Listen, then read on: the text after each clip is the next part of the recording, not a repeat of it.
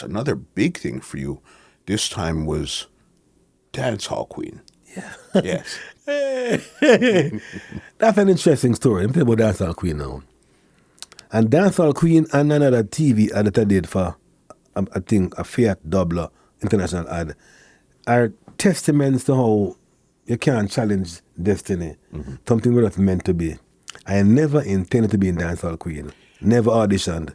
Didn't plan to. Yeah. Never auditioned. We were working at a time with some young people with a project called Era Youth Crew. And some of them wanted to be in the movie. So I took them to the audition. I took some kids in my car to the audition, wait on them, took them back to the rehearsal. Took some more, and we were just doing that. And I took the last set now, they were like, shy, sir, we need to go, sir, we must go, man. Sir, so I said, okay, let me walk them inside, introduce them. When I walked in there now, I saw Rick Elgood, who said, hey, I know you. I saw you in London. You're that comedian guy. You were in Lab Jamaica. You were in London. You were with Oliver. I want you in this movie. And Rick Elgood had them write a scene in Dancehall Queen just to put me in the movie. Because you could see in that part there, that was where Olivine nearly licked you off the bike. Yeah. And In then the parking lot there. Yeah, and then she asked me if I know anybody who can do this, brother, Kate Fair. And I said, yes, I know somebody.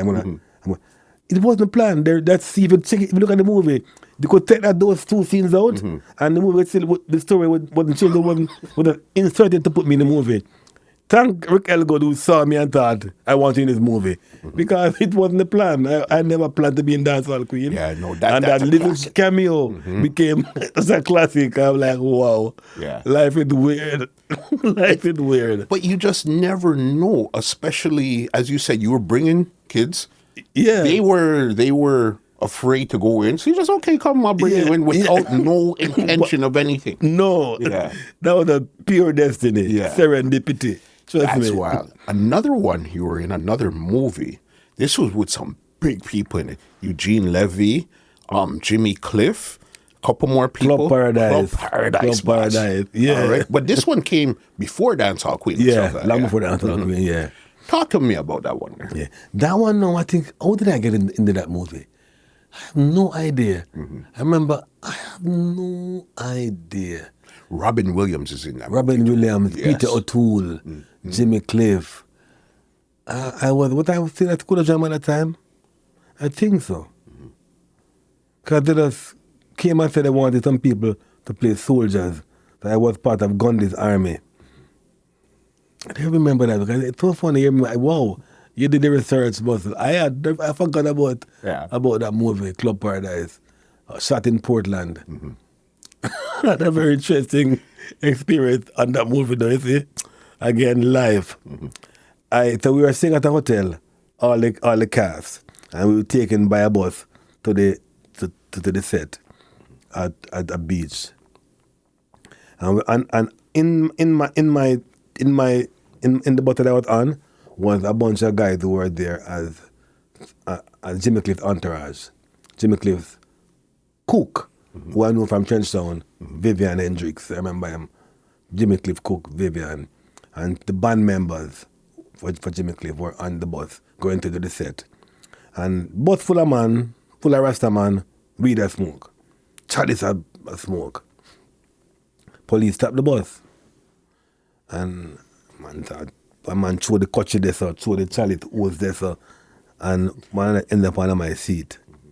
And the police took off 3 of us off the bus. Me and a youth named Chris Meredith, who was bassman for Jimmy Cliff at the time. And I think the drummer, the bassman and me, because they found pieces of the chalice beside us. And we were arrested for possession of a chillum pipe. Me never smoke, but me get arrested. The manager came now from Jimmy Cliff, manager, lawyer. I said, okay, just plead guilty, we'll pay the fine and move on, because we have a movie to shoot. And I was like, no, I'm not plead guilty.